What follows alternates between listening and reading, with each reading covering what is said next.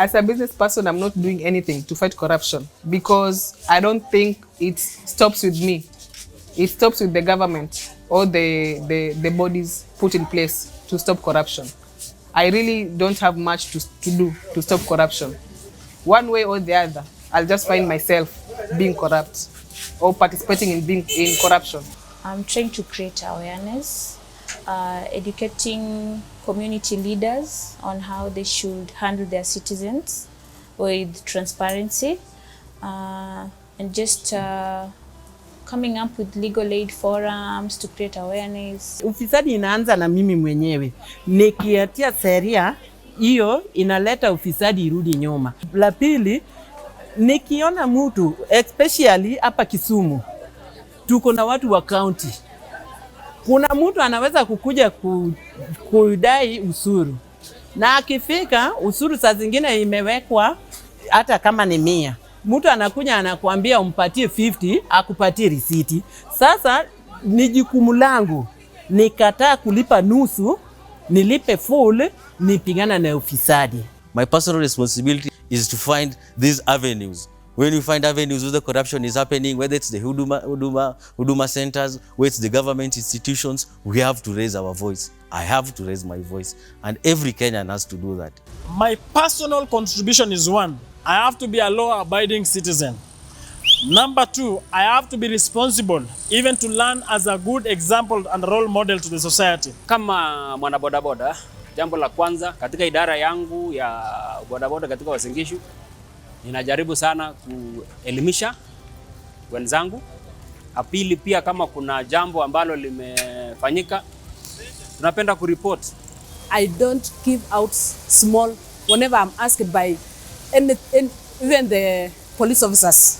I don't give out anything, and I always do what's supposed to be done. Whenever I'm caught in the wrong side of the law, I have to face the law the way it is.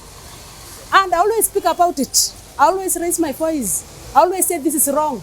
However much people may not take me serious, because people will ask you, where do you come from? Because they believe that corruption it's a norm.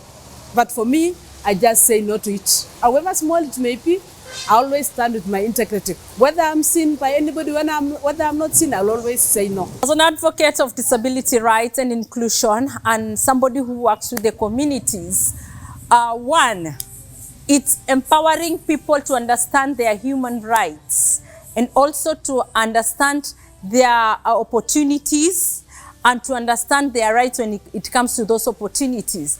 And also to enlighten the community to understand things like the public participation. When a public bill is being passed at a local level, they have to participate and be part of that planning. My fight against corruption comes in whereby, since I'm a writer, I usually write pieces that condemn the people who are engaged in corruption. At the same time, I'm also into acting.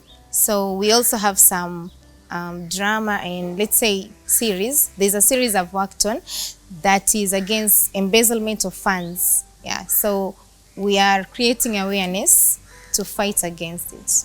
The first thing that I'm doing to fight corruption is tracking of the county government promises using the manifesto, and that I'm referring to the Mombasa County. The next thing that I'm doing is participating in these budget processes. I also do participate in the community sensitization.